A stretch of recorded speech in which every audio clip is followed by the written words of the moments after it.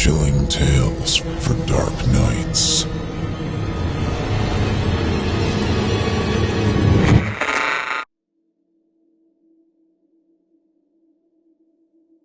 Part 1. The Lost Town of Deepwood, Pennsylvania. When I was a kid, my dad traveled a lot for work. Back then, his company was growing exponentially, and my father was sent to oversee the opening of new stores all across the country. In 2002, he had a particularly busy year. My dad was assigned to a store in Pennsylvania, and because it was a longer assignment and because it was summertime as well, he decided to take my mom and I with him. Since we were going to be there for 2 months, they gave us a fully furnished house in the suburbs. It was 2 stories tall and at the end of a very lonely cul-de-sac. The town itself was very small, with a little over 3,000 residents, and the suburb where we stayed was even more rural. Our neighborhood was relatively new, and most of the houses were still empty. The housing development, Lonewood, had only just started cutting into the dense forest that surrounded it, and all the empty houses gave it an eerie, albeit boring feel. Lucky for me, there were a few other kids who lived in Lonewood, and one of them happened to be my age. Jamie and I were both 12, and really, that was all we needed to have in common. We had a lot of fun that summer. Being a city kid, I was eager to explore all the bike trails local kids had made out in the woods. The city of Middlesbrough was a very old town which was incorporated sometime in the early 1800s. The town had tons of history, but nothing really to do. One particularly boring Sunday, Jamie and I even went to the town's museum. It was pretty boring, as expected, until we heard some kids ask an employee about the lost town. The employee replied that it was just a legend, but that was enough to pique my curiosity. I quizzed Jamie about it, but he didn't seem to know much either. It was a full 5 weeks into the summer before I finally got my questions answered. Jamie and I were building a bike ramp over a narrow stream late one afternoon when we saw a group of 5 teenagers boisterously heading out into the woods. They were carrying flashlights and beer, several of them trying to scare the girls of the group into turning back. I wonder where they're going, I mused as I glanced over at Jamie. He stood up and wiped his brow. I know where they're going. Where? I stood up and dusted the dirt off my shorts. The novelty of living in a small town had weeks ago given way to boredom, and I jumped on anything that sounded remotely interesting. They're looking for the lost town, he sighed regretfully. Okay, seriously, what is that? I knew you know more than you let on. I need to know, Jamie. I need to know. I shook his shoulders in mock hysteria, and he stumbled for balance. All right, I'll tell you. Geez, Katie. Jamie picked up his bike and started walking down the bike path. I grabbed mine and followed him. The lost town is just a dumb legend. The stories say that Middlesbrough had a sister city nearby, somewhere out in these woods. Then one day, like a century and a half ago, the whole town just disappeared. The people left or died, nobody knows. Nobody even remembers the name of the town. It's like a rite of passage or something for kids to go looking for it. Jamie, we should... No! He stopped and turned to look at me. Some kid went looking for it in the 70s and never came back. They found his body like 10 years later in the middle of nowhere. He got lost out there. It's easy to do, everything looks the same. He was a total idiot. Probably on drugs. It was the 70s. We're a totally different generation. We have sat-nav. Sat-nav? He looked at me curiously. Jamie had lived in this town his whole life, and sometimes I forgot how sheltered he was. Satellite navigation? My dad has a GPS that he totally wouldn't notice missing for a day. Oh, come on, Jamie. It'd be so much fun. I'd never get back. Jamie looked at his watch and then mounted his bike. My dad is taking me to a movie tonight. We rode in an uncomfortable silence until an idea struck me as we rolled over the abandoned train tracks. They were old and almost buried by plant growth. Hey, I know you don't want to talk about it, but has anyone ever found anything? No. Well, My friend's older brother said he found some human bones out there once, but nobody believed him. Oh? And where do people look? Well, almost everybody goes to the lake. He pointed to the left of us, where we'd seen the teenagers heading earlier. It's pretty deep back there, but they figure if there was another town, they would have lived by the lake, so that's where they go. Well, you know what I would do? I would follow the train tracks. I mean, they look pretty old, and I don't know why they would lay them going back into those woods unless there was something back there. So that's where I'd go. Jamie considered this, and then nodded. Yeah, I guess I could buy that. No one follows the tracks that way, though. That's where that kid that disappeared went. I wasn't swayed. I didn't bring up the lost town again until 2 weeks later. It was the weekend before we were moving home, and my parents had a barbecue for the employees of Dad's new store and some of our neighbors. Jamie and I hung out inside the house and played by N64 while we flirted pretty outrageously. There had been an unspoken sort of mutual attraction throughout the summer that no one had the guts to act on. Since I was moving home in 5 days, there really was nothing left to lose. Although his intentions were probably pure and genuine, I'm embarrassed to say that mine were not. I thought that if I could make him want to impress me, he would agree to go looking for the lost town. The legend had thoroughly consumed me. I had been to the local library every morning for the past week looking for more information on the town and had found nothing. But legends don't come from nowhere. I was sure of it. I knew if we didn't leave by 2 p.m., we wouldn't have enough daylight to carry out my plan.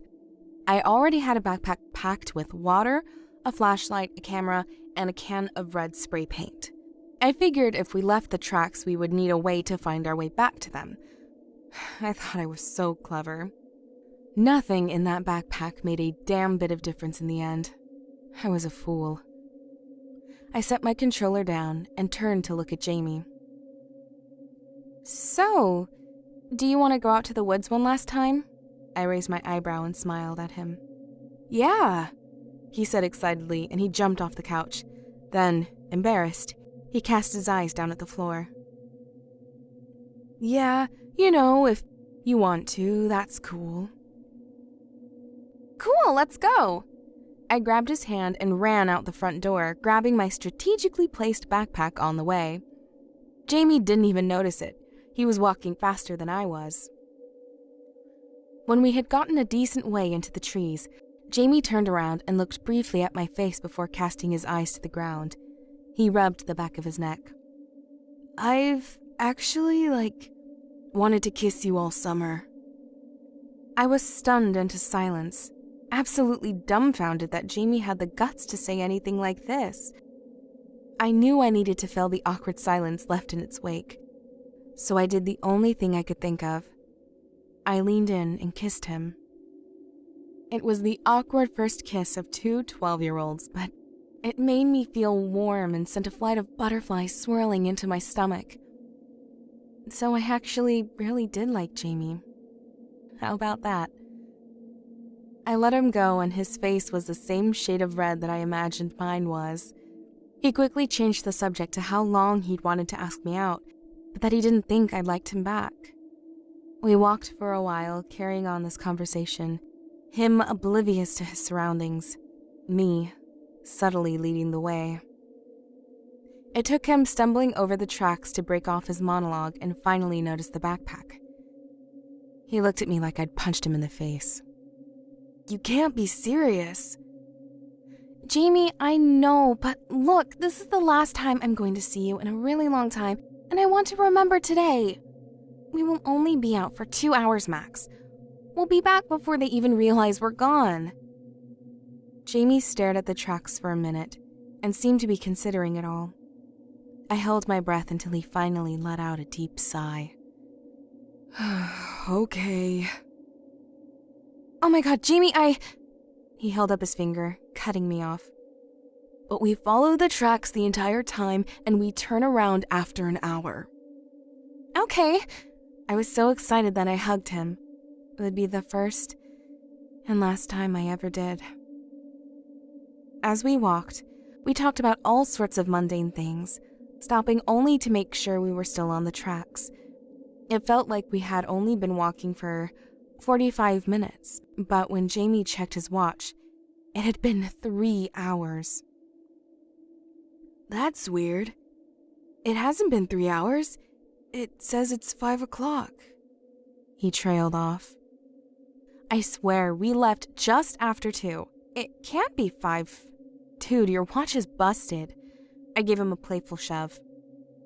Jamie raised his eyebrow at me and smiled.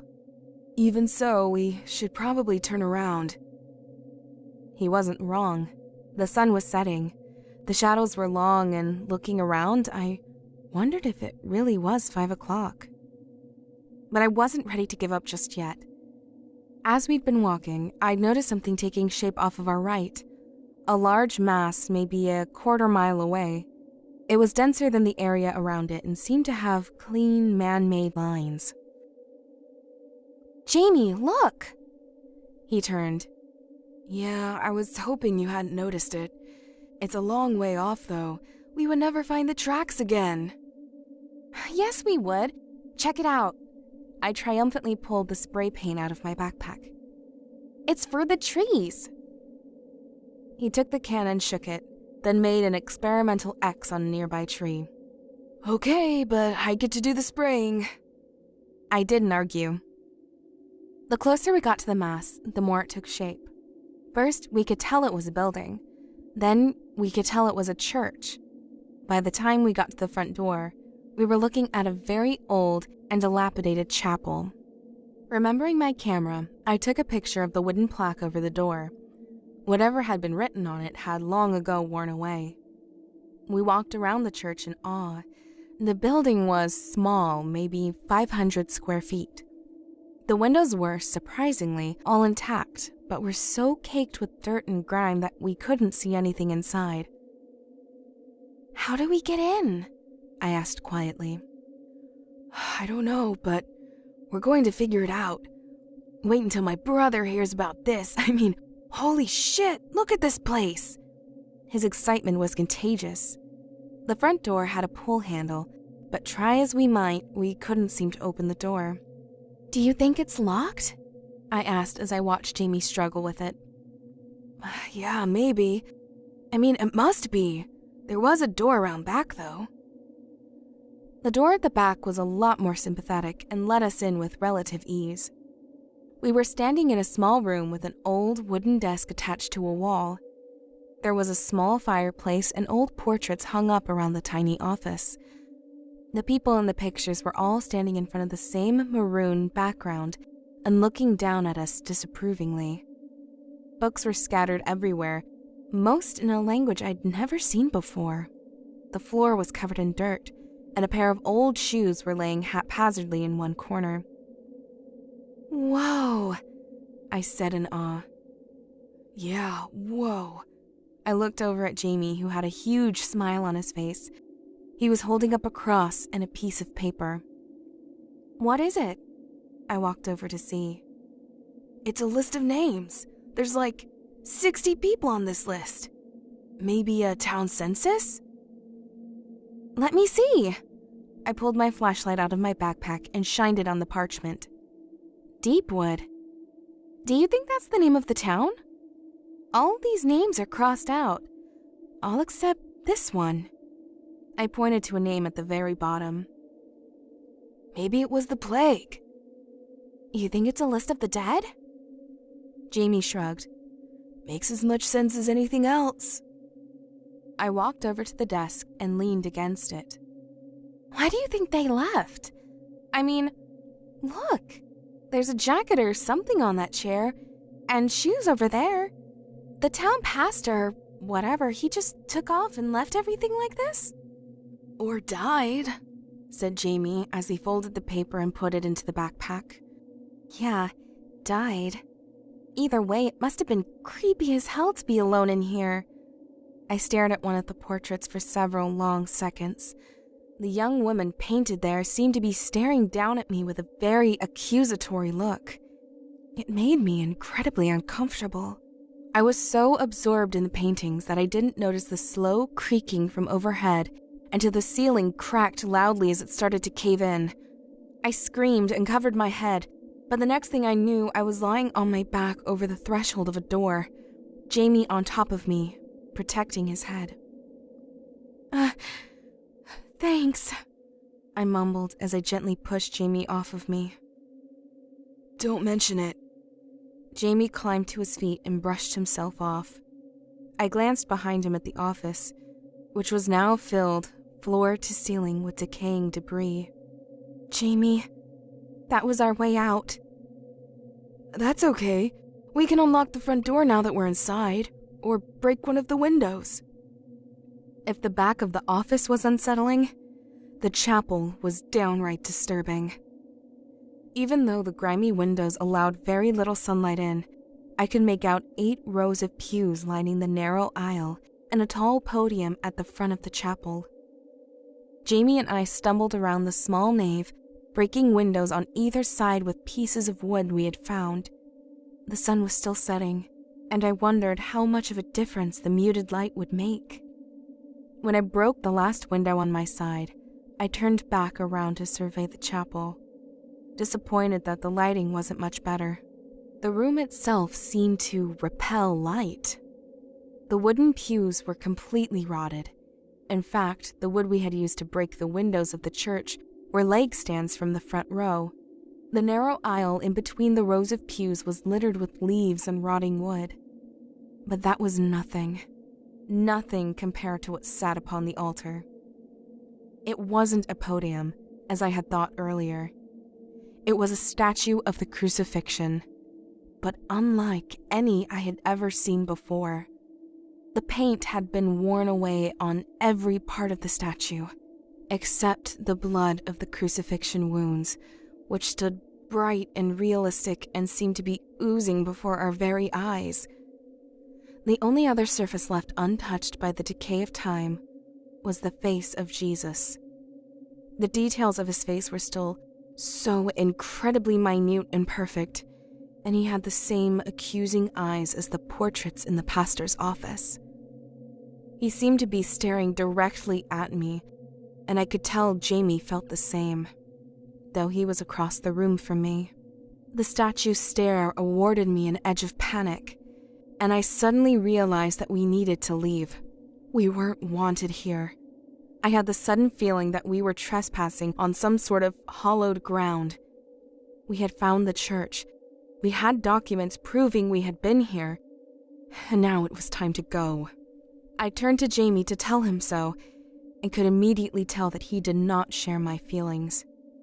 He had been born and bred on these legends, and nothing was going to tear him away from our discovery. I watched him walk over to grab the camera out of my bag.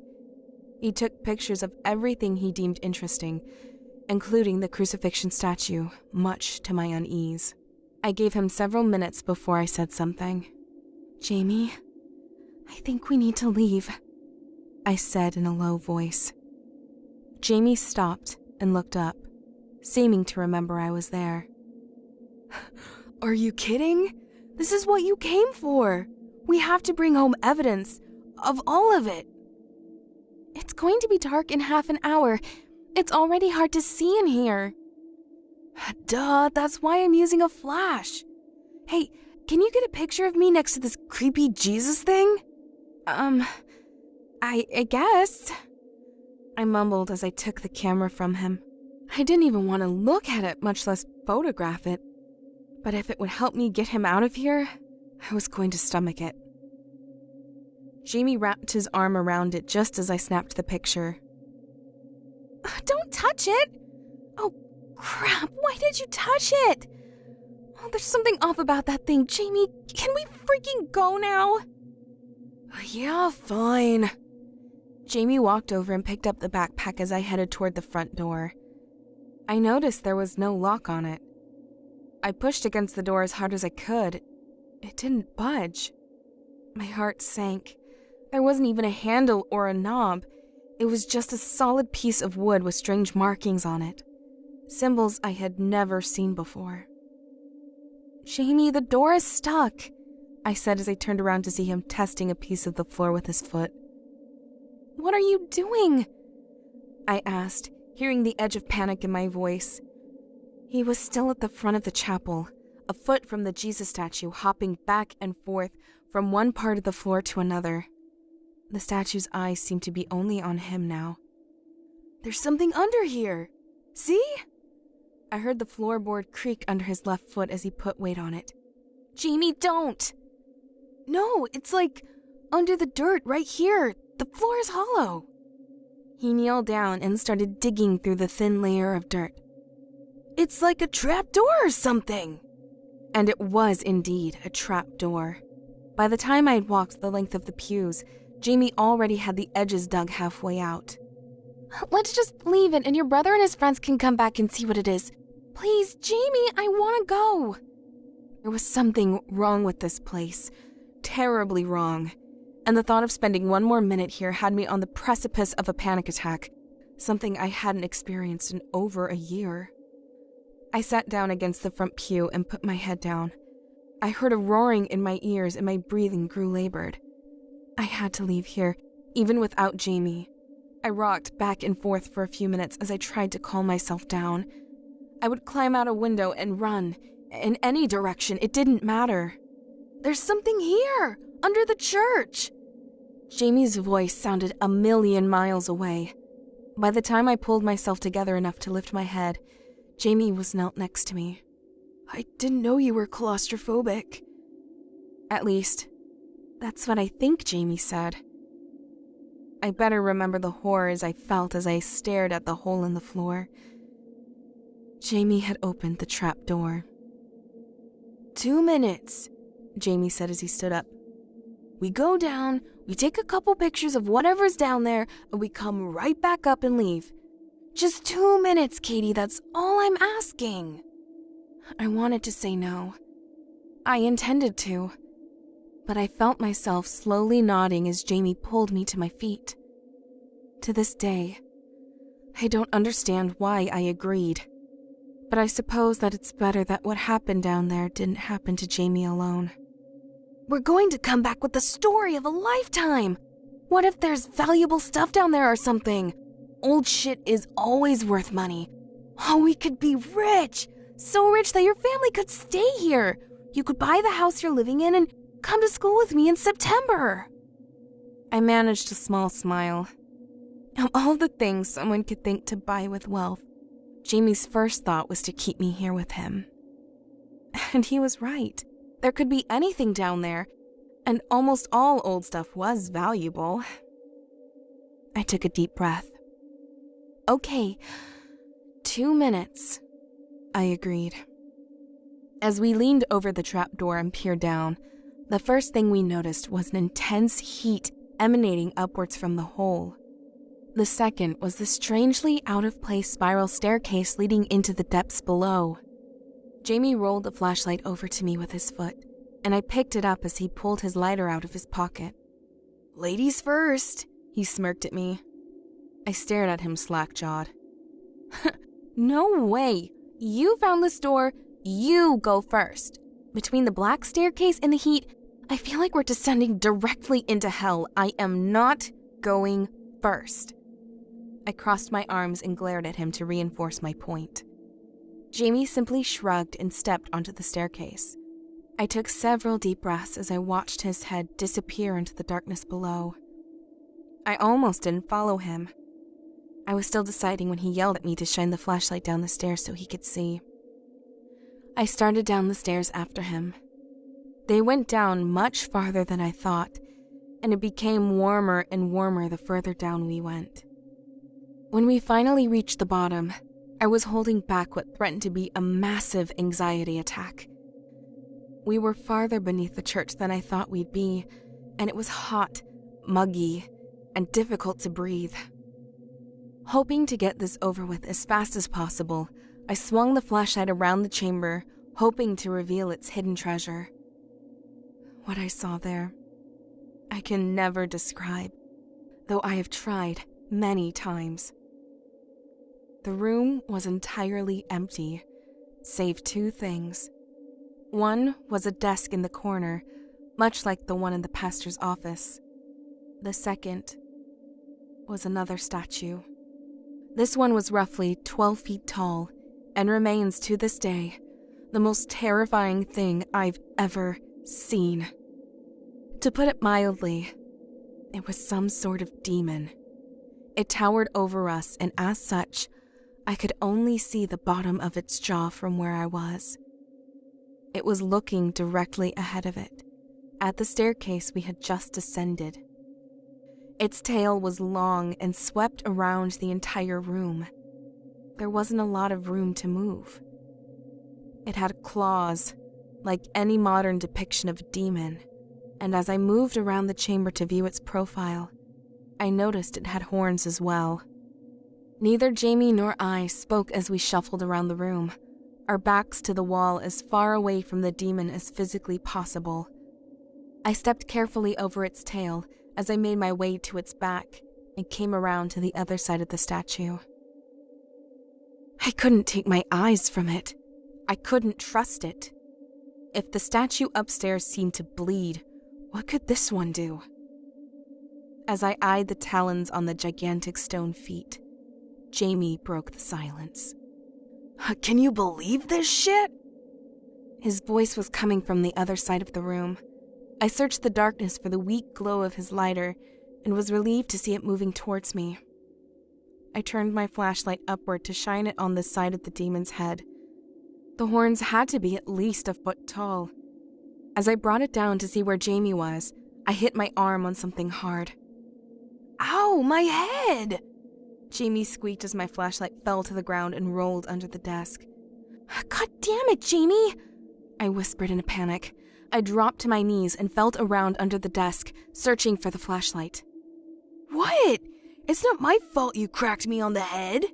I stood up and swung the light around to see Jamie trying to relight his lighter. But it wasn't him that stopped me dead. I will forever be frozen in that moment. I don't know why I couldn't speak, couldn't scream, couldn't move. All I could feel was my own internal descent into madness. As I had moved the beam of light up to Jamie's face, I had seen another face right next to his. A twisted, angry, soulless face. The demon's.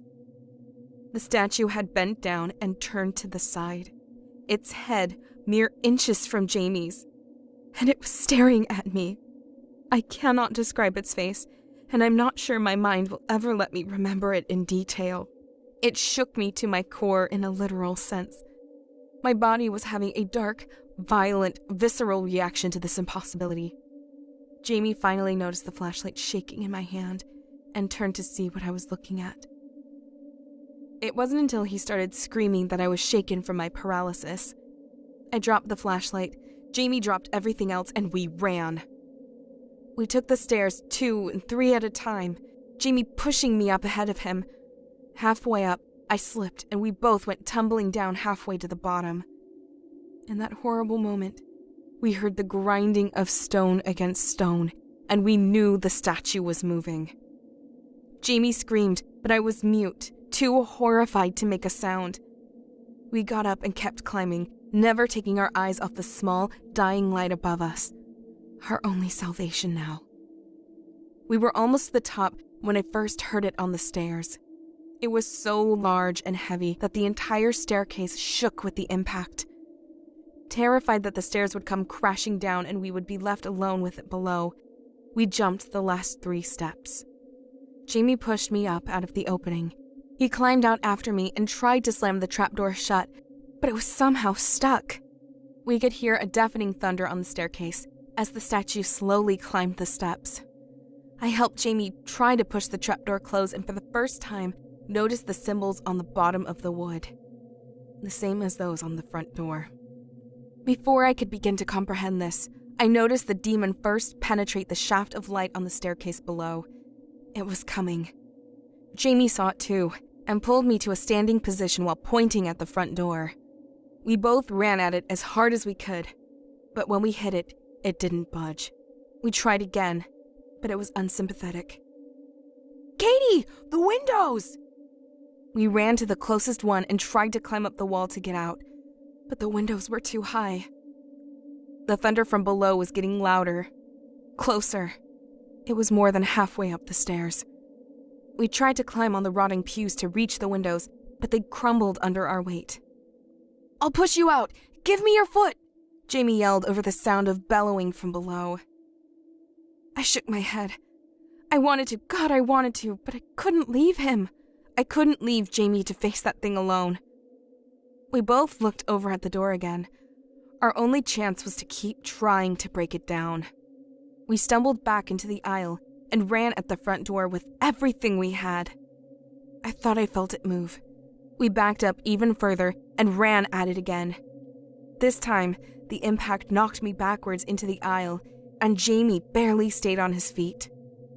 He looked at me in horror, and I turned around to see stone horns rising up from the darkness of the trapdoor, 3 feet from where I sat.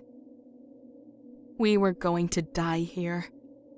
I stood up, refusing to turn around again. I knew that the next step it took would bring its head into the room, and the thought of seeing its face again had me running at the door with every last bit of strength I had. Jamie reached it at the same time, and I felt it give way as we crashed through the threshold and landed outside the church. Jamie had picked me up off the ground before I could think to move, and we were running toward the train tracks at an Olympic sprint. We could still hear the thundering on the stairs, no matter how far we got from the church. Every step echoed through the woods like a gunshot. Until they stopped. It was here. I had no idea if we had run in the right direction, or if we would be forever lost in those woods. It was dark now. It was now dark outside, and the temperature was dropping fast. I was beginning to panic that we would never find the train tracks when I noticed Jamie wasn't next to me anymore. I turned around in a panic to find him sprawled on the ground a few yards behind me. He had tripped over one of the rails. He was up and running down the tracks before I could even ask if he was okay. We ran until we couldn't anymore. Our running eventually slowed to a jog, and the jog to a walk. We hadn't spoken. Neither of us had any idea what to say, and it wasn't until we had both gotten our breath back that one of us finally broke the silence. "How long have we been on the tracks?" Jamie's voice had an edge of barely suppressed fear. I looked at his wrist. I noticed his watch was missing. "It didn't take us this long to find that place. Or did it? Do you think maybe we went the wrong way?" Jamie asked hesitantly. I couldn't afford to think like that. If we had somehow gotten turned around and ran the wrong way down the train tracks, then we were deeper into the woods than ever. "No, we went the right way," I said to convince myself. "That thing," Jamie started.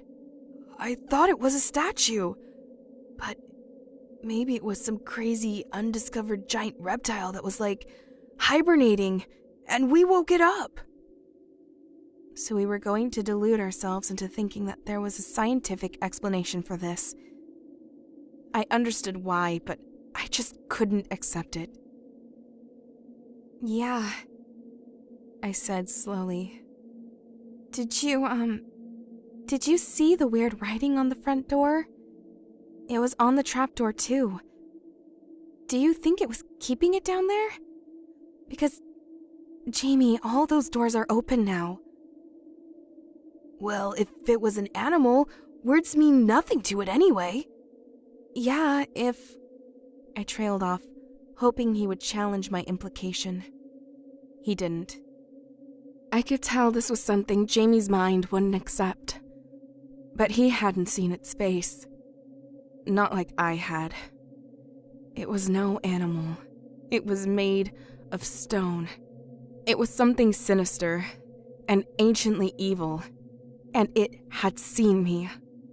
Had seen right down into my soul. It was aware of me, and I was aware of it. And now, it was free. Whatever had been keeping it beneath the church has been awkwardly destroyed by Jamie and me. That thing was free to walk the woods and go God knows where. We walked in silence for another half hour until Jamie suddenly stopped short and started yelling, "Here! We're here!" He booked it down the tracks toward a swarm of flashlights, and I followed close behind him. As soon as Jamie reached his parents, he collapsed, while I ran into my mother's arms and cried like a child. I couldn't hold it together any longer.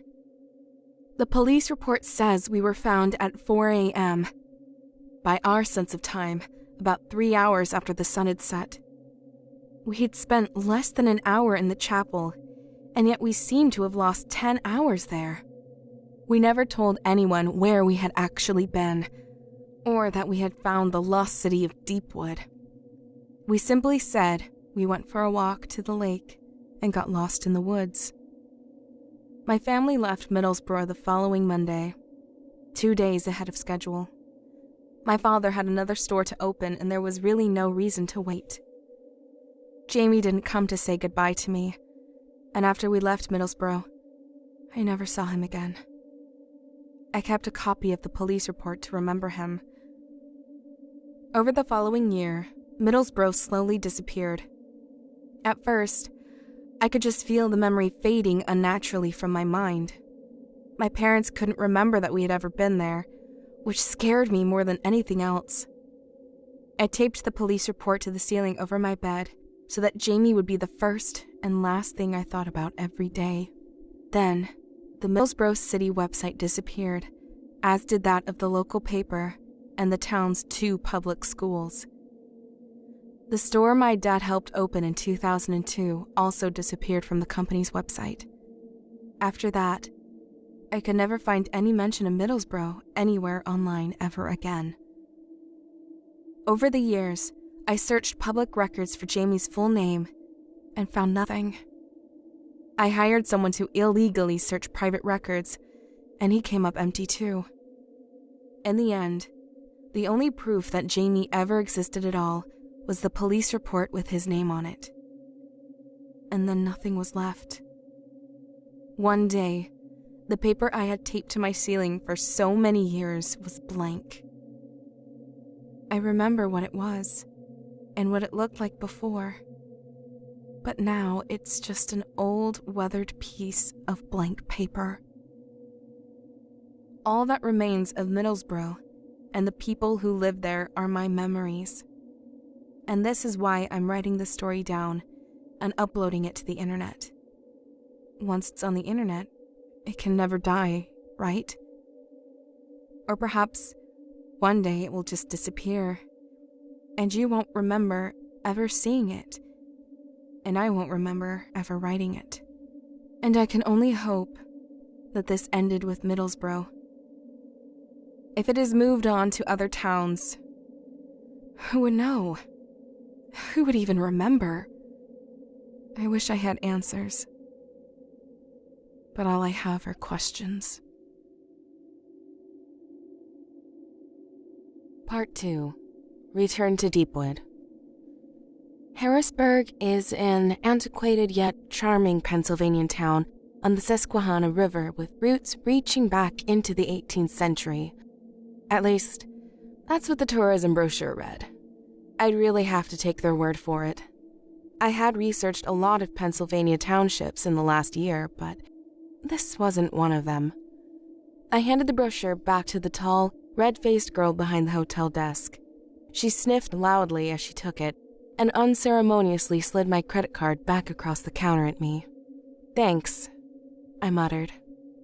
The girl dropped a brass key on the counter, which I eyed with suspicion. I hadn't seen a hotel with actual brass keys since I was a kid. I didn't know if it was my limited funds or Harrisburg's antiquated charm at work, but either way, it sent an involuntary shudder down my spine. "Room 217. Checkout's at 10. The girl said, wiping her small, watery eyes with the back of her sleeve. I picked up my luggage and shoved off to find my room. Eager to be done with it, I hadn't bothered to ask where to find room 217. When I finally located it on the other side of the building, I was exhausted and ready for whatever awaited me on the other side of the door. It was as you'd suspect, Dated, droll, and dusty. I took a short shower and spread my maps out on the painfully flat, yet somehow still lumpy hotel mattress. It was strange to be back in Pennsylvania after all these years. Honestly, I was just happy it was still here. I'd spent years trying to pretend I dreamed it all, trying to convince myself I'd had a very vivid, psychotic breakdown and I'd never actually been to Pennsylvania at all. And I might have believed it too, if it weren't for Jamie. He was as real to me as the face in the mirror. I couldn't have dreamed him up if I wanted to. And if he had been real, then so had everything else. The damned church, the demon, and the hell I'd brought down on Middlesbrough. I needed to see for myself. I needed to prove that I wasn't crazy, even if doing it meant I would have to face the consequences of my actions.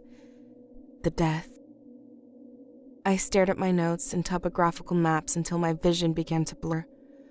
I'd been researching and preparing for this trip for a year, and yet, here I was, in Pennsylvania, still with no real direction.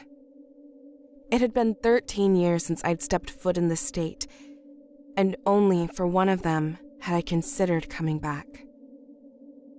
I'd lived only half a life for the last decade, slowly suffocating under the heavy, pungent cloak of guilt. Usually I could escape it in Ambien-laced dreams or when I was utterly blackout drunk, which is an easy order to fill when you work in a bar. But a year ago, my tricks had abruptly stopped working, and it had been too long since I'd come up for air. I'd known it was time to go back. I spent an hour trying to find a comfortable position on the worn-out hotel mattress. When that failed, I picked up the maps again and studied their details, though I'd memorized them all. I suppose I was waiting for something to just click. Some small detail I'd overlooked that would suddenly make all the difference. A clue as clear as daybreak that had been in front of me all along. But none came. And when I woke again, it was buried under a pile of legal pads and maps and suffering a sore back.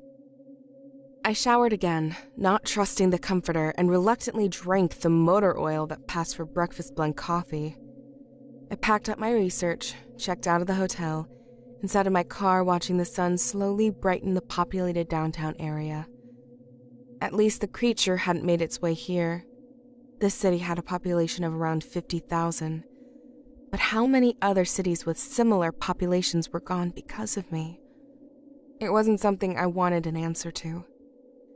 Since I had no other data to go on, my plan was to drive to the least populated areas and see if what wasn't there would give me a clue to what once had been. Basically, I was looking for an area that by all logic should have a city, but didn't. I put the Ford Focus in drive and headed west out of town. Half a day was spent driving to the middle of the state, and another 2 aimlessly driving around central Pennsylvania looking for something familiar. A mountain, a water tower, a road, anything. But it was as if I'd never lived here at all. On the 4th morning, discouraged and frustrated, I checked out of yet another shitty motel. I only had 3 more days before my flight back to Arizona, and so far the trip had been utterly useless. The man at the front desk took my key and gestured toward the continental breakfast of pre-packaged muffins and horse-piss coffee. "No thanks," I grumbled. "Where you headed?" "Huh?" I raised an eyebrow at him. "Where are you headed?" he repeated, more slowly. I couldn't place his accent. The closest I could get was maybe Southern. "Oh, I don't know." "Well, if you're headed down the 320, gas up before you leave town. There ain't no gas stations nor towns between here and Leninburg." "But that's like 90 miles away." "Yep, never understood it myself. People get stuck on the road all the time, blowing tires and running out of gas. I don't know why the government hasn't done something about that." "Because they're broke!" someone yelled from the back office. "Yep, that's it most likely. The state ain't got money for it." I'll get gas before I go. I promised, and received an approving nod in return. I practically ran out the door. For days I'd been looking for the out of place, the not quite right, the bizarre, and this was...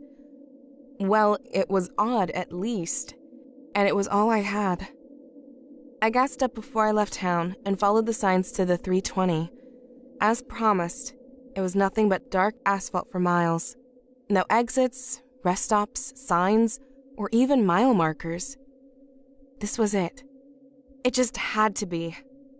Since there was no one else on the road, I drove well under the speed limit, taking in every detail. Eventually, I began to notice that periodically there would be a gap, not in the foliage, but in the coloring of it. Every so often, a grove of trees would be duller, sicker. It was something you'd only notice if you were looking for it. So the creature, as I'd taken to calling it, could technically give life in the process of filling in the hole of previous existence, but not very good life.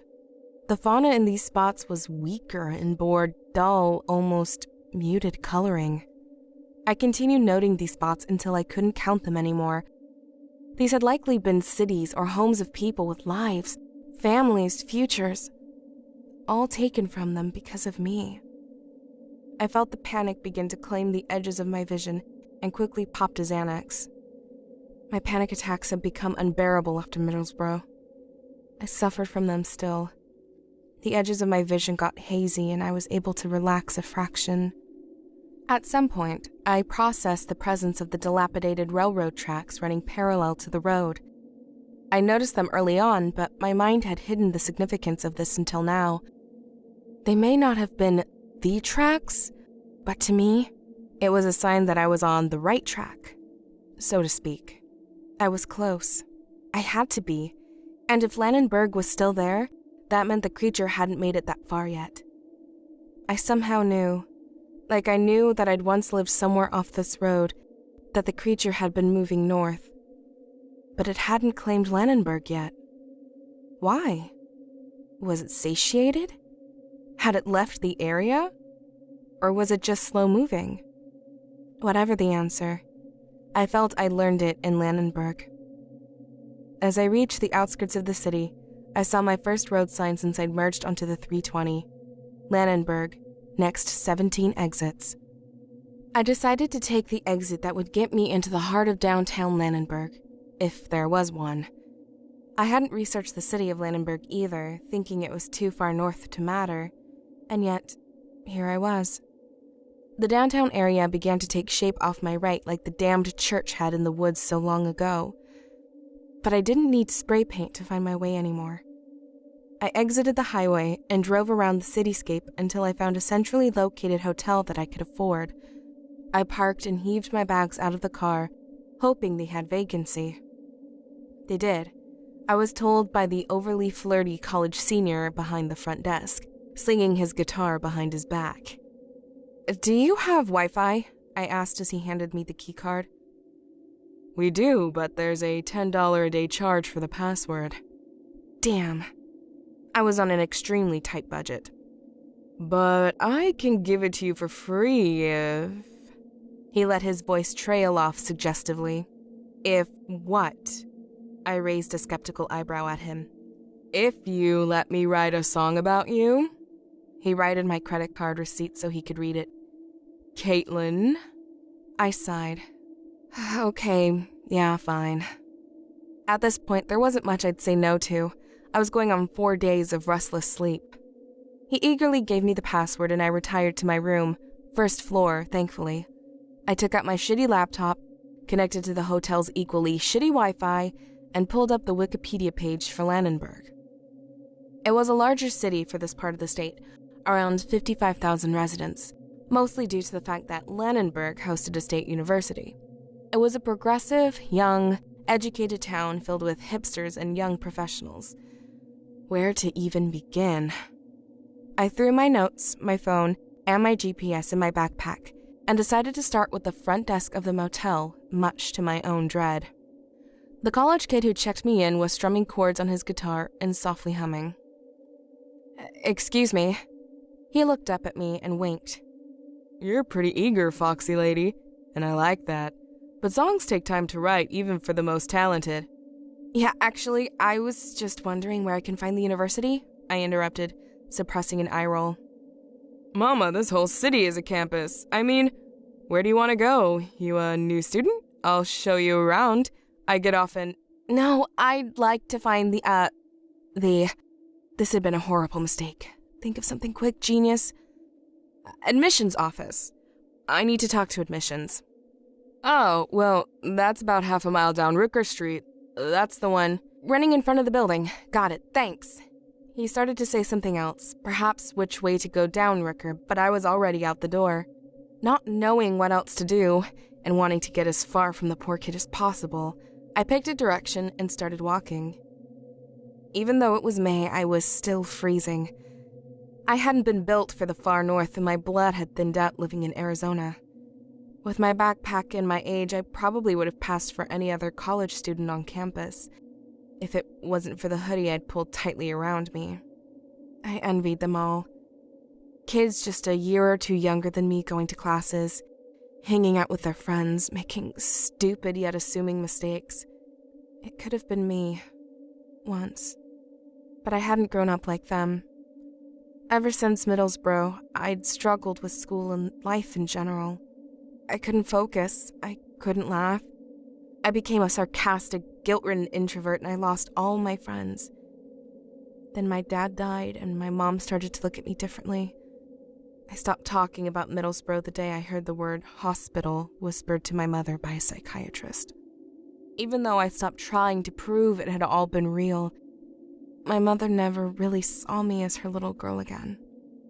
I moved out at 18 and lived alone for years, working in an English pub, trying to forget how many people were probably dead because of me, including Jamie, the knife that took the deepest.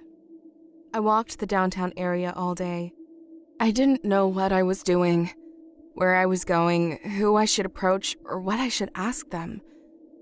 I just knew I was in the right place. I'd been drawn here for a reason. I felt it in my gut. This was where I was supposed to be. But for the 5th time in as many days, I had to ask myself, what now? I suppose I could have spent days wandering around Lannenberg. I could have left empty-handed and never known what happened all those years ago. I could have never found him. But as fate would have it, it only took half a day to find what I was looking for. It was well past noon, and I'd stopped at a small cafe to eat a sandwich. Since the restaurant was packed wall to wall with students, I went outside and leaned against the brick wall by the door. I suppose I noticed it because it was so brightly colored. Or maybe because it was the only piece of litter I had seen all morning. Or just maybe it was simply because I was supposed to. But for whatever the reason, when a bright red flyer blew past my feet, I reached out to step on it. Curious, I bent down to pick it up and read the heading. Tethan History Museum, Lannenberg, Pennsylvania. Upcoming exhibitions. 13th to 14th century Judeo-Christian relics and artifacts. And below that was a description of the exhibits to be unveiled. I skimmed down the list quickly, seeing little of interest, until the very bottom. Statue of the Demon, Metaraxis. My mouth fell open. It was too much of a coincidence, nothing to be ignored. I checked the date on the flyer, May 2nd, 2014. 3 weeks ago. I threw the rest of my sandwich in the trash and took off. I'd seen the museum that morning and I knew exactly where to find it. It was only 3 blocks away and I got there in under 5 minutes, flew up the building steps and stumbled straight to the cashier window. Student ID, please, the old man said flatly. I'm not a student. Well, you look. How much? $11. I was gladly willing to pay. I didn't stop to grab a map, instead joining a tour group already in progress. The museum, I could tell, was a veritable labyrinth, and I certainly didn't want to get lost. Not in here. Not with that thing. If indeed it really was what I half hoped, half dreaded it could be. It took the longest 20 minutes of my life, but we finally came to the room I'd been waiting for. Now, behind this door is our newest exhibition on ancient Judeo-Christian artifacts. Please do not try to touch anything or you will be escorted out. These pieces are centuries old and may be damaged by the slightest touch. If you have behind that door what I suspect you do, then I highly doubt it. Also, please, no flash photography. My heart beat 1,000,000 miles a minute as the docent opened the double doors and my group was shuffled in. I lingered toward the back, letting everyone go in front of me. I had come thousands of miles and done months of research to find that statue, to prove I wasn't insane. Yet when the time came to possibly face my nightmare, I was hesitant. Finally, I was the last, and the docent had to wave me in with a polite but impatient hand. There were about 100 things in that room. All sorts of things, really. Sculptures, paintings, pottery, even other statues. But I only had eyes for the thing in the middle. It was larger than I remembered. Not the 12 feet I had guessed. It was actually closer to 20. But every detail of its face and body was exactly as I remembered, though it was positioned differently now. In the church, all those years ago, it had seemed as if it was standing, waiting, yet content. But now it was positioned as if ready to leap off the stone square that it stood upon. Its tail was paused mid-air, instead of wrapped idly around its legs as had been before. Though it was taller than I remembered, I could at least see its face this time. It wasn't particularly scary, just an empty, stony face, far from the hungry, animated one it became when it woke. And like the crucifixion statue in the damned church, it had eyes only for me. The rest of my group took photos, oohing and awing as they made their way around the room. I stood directly where I was, against the now closed door, going no further. The docent walked around the room, discussing notable pieces of the collection, and I only moved from the door when she finally stood before the creature. And finally, the jewel of this exhibition, a granite statue from the 14th century. This is a representation of Metaraxus, a lesser-known demon of Christian mythology. It is unique in its size as well as its crisp detail, especially for something so old. Our conservationists are unable to discover its place of origin or creator. I edged closer and closer to the red velvet rope. Its eyes followed my every step. The room seemed to grow hotter. The docent moved to the side so people could get pictures in front of the statue. Though I couldn't blame them. I barely kept from yelling. This was madness. The stone platform on which the demon stood was covered in red velvet, which pooled at the creature's feet. It hid the words inscribed on the front of the granite stand that Jamie and I couldn't read those many years ago. The docent droned on about nothing, and I read the description on the plaque. 14th century representation of the demon Metaraxus. Artist unknown. No shit. And then I saw what I didn't know I'd been looking for. The triangles. The symbols I would never forget, etched into the doors of the damned church. And once I found one, I found another and another. There were 6 of them. So that's how they're doing it. They, whoever they were, had placed wards all around the base of the creature's stand. The museum not only knew what this thing was, they knew about the sigils on the doors of the damned church and were using them to trap the statue here. The revelation was like a punch to the face. Someone was aware of what the statue really was and was blatantly risking innocent lives anyway. It was insane. In a panic, I turned to find the docent and saw her conversing politely with an elderly couple. "Excuse me," I interrupted loudly. "Yes?" She failed to mask her irritation at my rudeness. "Where did the museum acquire the statue?" "This piece is on loan from a private collection." "Whose?" "It belongs to Jameson Scott." The docent, feeling the exchange was over, turned back to finish her conversation. Jameson Scott. I knew that name, but from where? As our group began to move out of the room, I took one last look at the creature. Metaraxis, and shuddered. Its eyes had never strayed from me. I took my phone out and pulled up a Wikipedia page on Jameson Scott. I had to know who could be this stupid. He was young, my age, but wealthy, had his own company, and well known in the tech industry for multiple inventions. The words brilliant, pioneer, and industry leader were scattered throughout his Wikipedia page, which had no picture. At the end of the article, under personal life, was a short paragraph about his interest in symbolism and ancient artifacts. I shook my head as my group was herded into the museum's gift shop. What did he want with the statue? How had he acquired it? And how did he know about the wards? None of it made sense. I wandered through the gift shop idly, picking up trinkets and wondering just what to do. Should I warn the docent? The curator? Or did the Scott person know what he was doing? Were the wards enough? Somehow I didn't think so. Are you going to the lecture tonight? Someone asked from behind me. I swung around, my backpack nearly taking out a postcard stand as I did. Oh, sorry, I thought you were someone else. The red-headed girl turned to leave. What lecture? I asked before she could get away. The lecture our guide was talking about? I stared at her blankly. Jameson Scott's lecture on the exhibit? He's in town? Yeah, that's what she said, the girl said flippantly. You should go. He's really hot. She turned to leave. Wait, where's the lecture again?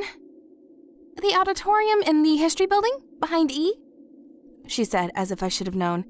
And I guess she wasn't wrong. I was only a few years older than her, and I looked like a college student. Apparently everyone thought so. Thanks! I yelled after her as she walked off with her giggling friend.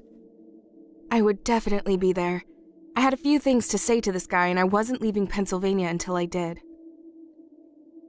I sat in the back of the auditorium, as was my custom. The room was filled wall to wall with people, faculty and students alike. An empty podium sat in the front, and a tall, blonde-haired security guard stood to its left. He had a gun on his hip, and his hands were folded behind his back. Maybe he wasn't a security guard after all. I was pretty sure state campuses were gun-free, which meant he was with somebody important. Jameson Scott, no doubt. The guard stared straight ahead, his eyes boring a hole into the wall behind me. Lots of things about him made me uneasy.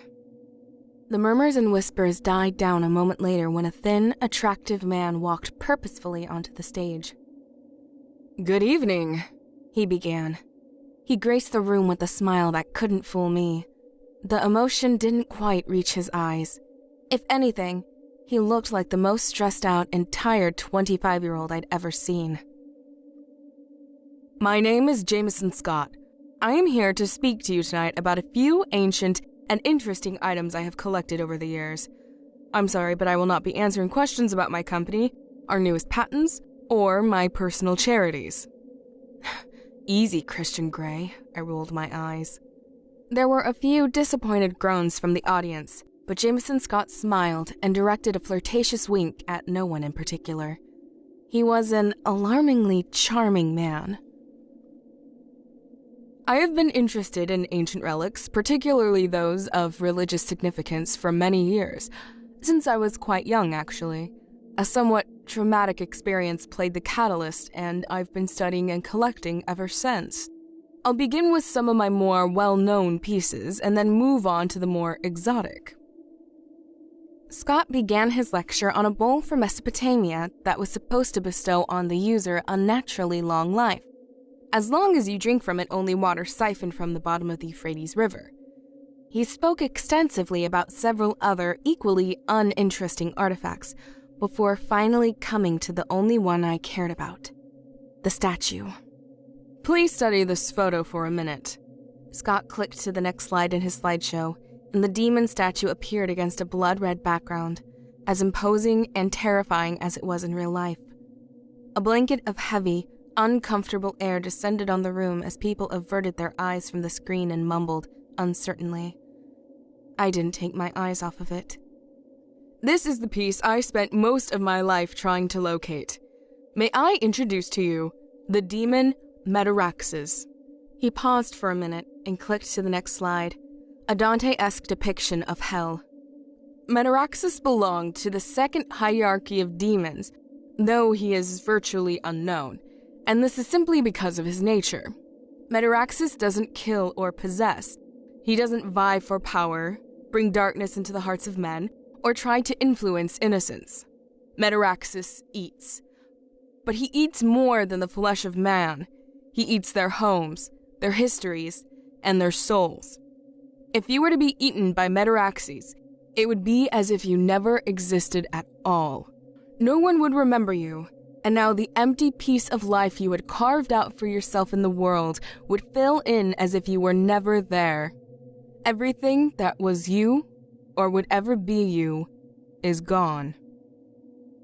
Jameson Scott paused artfully to let his words wash over the audience, every soul in the room hanging on every syllable. I suppose it really was quite interesting, if he didn't know the heartbreaking truth of it. Which I knew he did. Where someone hailed as a genius, it seemed utterly reckless of him to romanticize all this. I crossed my arms and slumped lower in my chair. When this was over, one way or another, Jameson Scott and I would be having a conversation. And this is why Metaraxus is unknown. There is no one to speak his name or his deeds, alive or dead, or there wasn't for many centuries. At some point in history, Metaraxus grew tired of being unknown and unworshipped. He proclaimed that those who prayed to him and brought him sacrifice would not only be spared, but also given gifts of everlasting youth and resilience, that which he had stolen from others. It is believed that several ancient civilizations took him up on his offer. They sang his songs, built his temples, and created beautiful artwork in his likeness, such as the one in your museum, to praise the demon and reap his gifts. And this would have gone on for many years until a name was called that refused to be sacrificed. Metaraxus chose his tributes selectively, but eventually a name would come up of someone rich or in power, and that person would maneuver out of it, or simply commit suicide. In these instances, Metaraxus would grow angry and eat the city and all the people therein, leaving no trace that he or they had ever existed. This would have happened many times over the centuries. Now, this was interesting. The creature could be tamed, like a pet, and as long as you gave it the treat it wanted, you would not only be saved, but rewarded. Something else to consider is that no one ever knew how often Metaraxus called a name. Since the person would be absorbed by the demon, no one would ever remember that they had existed at all. It could have been one person a year or 5 a day, and no one would know but the demon himself. You will find mentions of Metaraxus scattered in religious texts dating back as far as 1700 BC. But this statue is rare, and that it is the only known likeness of him ever to be found. Jameson graced the many hands in the air with another tired smile and said, "I'm sorry, but no questions tonight. If you haven't yet had the chance to see the statue of Metaraxus, I encourage you to experience it before it is shipped to New York next month." Then, without any ceremony at all, Jameson Scott simply walked off stage, and the lecture was over. His security guard, who I realized was more like a bodyguard, stepped forward to block several girls who jumped the stage to follow his boss. With him busy, I knew I had a chance. As the throng of people pressed forward to the upper exits, I fell back and went out the rear. I sprinted out of the building and rounded the corner, hoping to see what I gambled was there. And it was. Jameson Scott was climbing into the back of a white SUV when I spotted him. He glanced in my direction at the sound of his name, but then shut the door and rolled down the window as the SUV began to pull away. I threw a Hail Mary. "Your wards on that demon will never hold!" My voice echoed down the alleyway. The brake lights came on suddenly, but no one exited the car. Taking it as an invitation, I ran up to his window. For a mere 25 years old, he sure looked like he had seen some shit. His lined, pale, yet attractive face no longer carried a tired look, but a surprised one. I bent over to catch my breath. He didn't speak, but opened the door and scooted over. I climbed in. "Who may I have the pleasure?" "Caitlin Ross." I held out a shaky hand. His surprise seemed to turn to shock. "Caitlin Ross," he said slowly, with a strange inflection of reverence.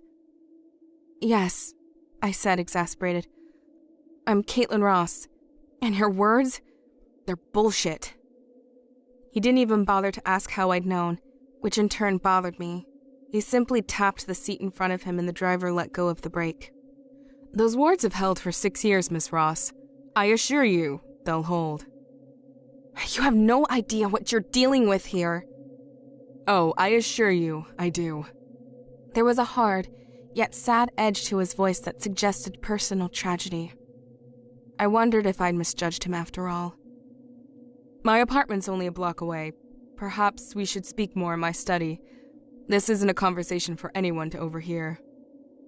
I noted the finality in his voice, and nodding, sat back in my seat. As long as I got to say what I'd come to say, I didn't care where we went.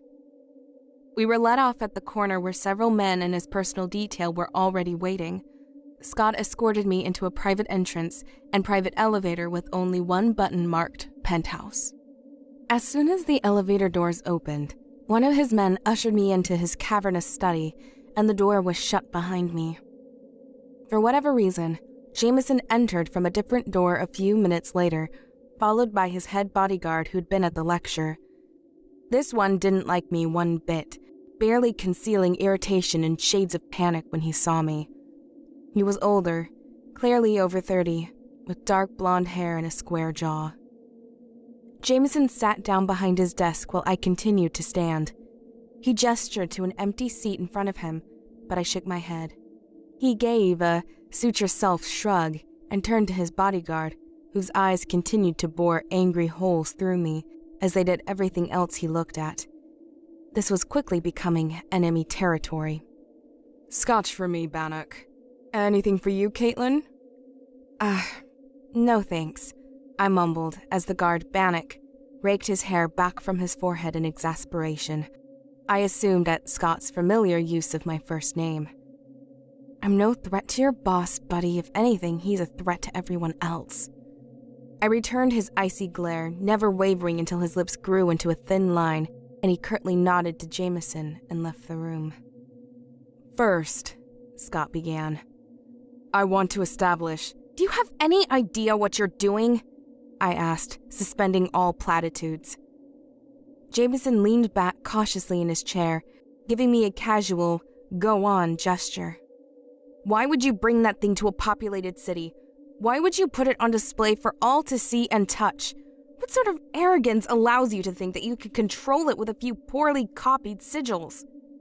He made no move during my short outburst, other than to tent his fingers and stroke his jaw with his thumb. "Which question would you like me to answer first?"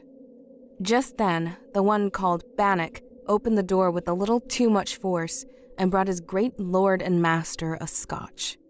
He turned to stand beside Jameson's desk, which seemed a natural and familiar spot for him. "You may go, Eric," Jameson clipped without so much as looking at him.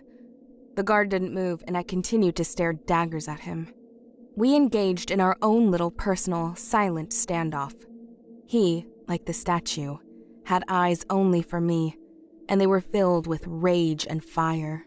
"He can stay," I ground out, finally. Let him know I'm not afraid of him. If he was grateful for my help, he didn't show it. "As you wish. Your question?" I slid my eyes reluctantly back to Jameson. "How did you get it?" "I bought it from the government."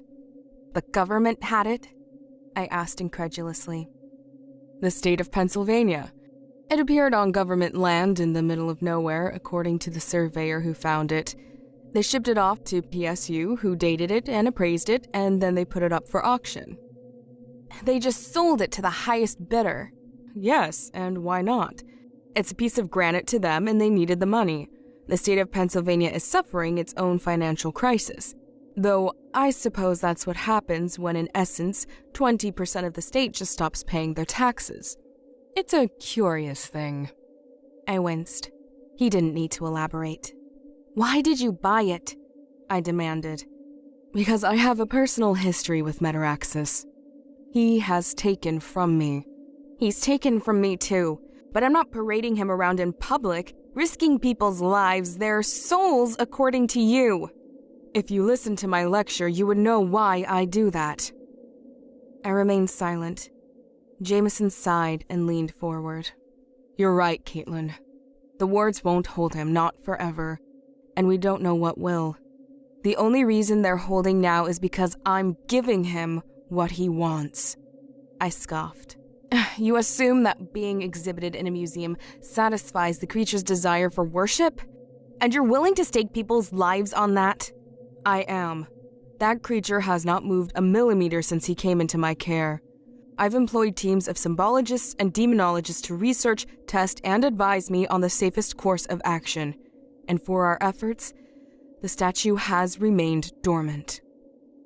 Yes, but it's not dead. You're going to kill someone, someday. Jameson sprung up from his desk and was in front of me before I even had a chance to take a step back. His bodyguard took an almost involuntary step toward him, but it was too late. Jameson was only inches from me and much more intimidating at eye level. Bannock seemed uneasy and ready to pounce if I tried anything. I didn't. What would you have me do, Caitlin? Would you like to take custody of it? What would you do with it? Tell me, and I'll consider it. Destroy it! He gave a sad, desperate bark of laughter. Don't you think I've tried that? Don't you think the first thing I did when I acquired it was try to kill it?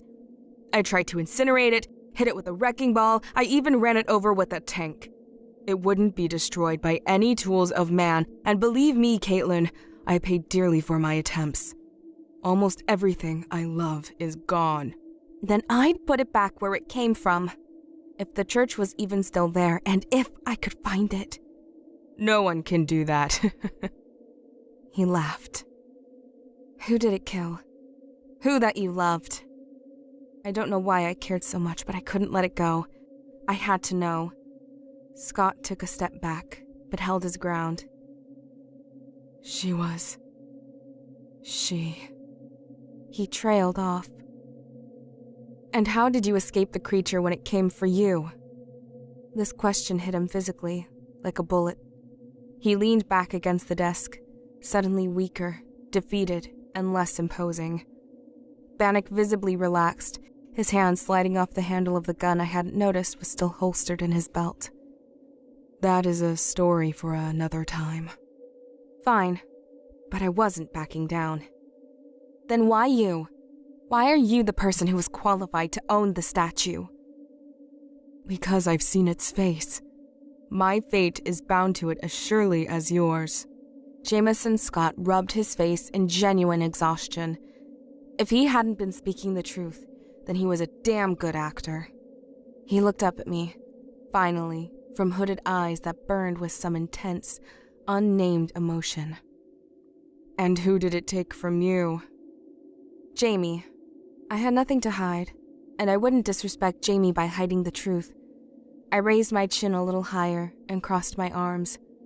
Scott's expression had turned milder, almost pensive, and a sad smile graced his handsome face. The tension in the room abated, though Bannock was looking at me intently, his expression unchanged since the moment he'd walked into the room. When Scott didn't reply, I decided it was now or never. I want to see it. No, he replied quietly. Alone.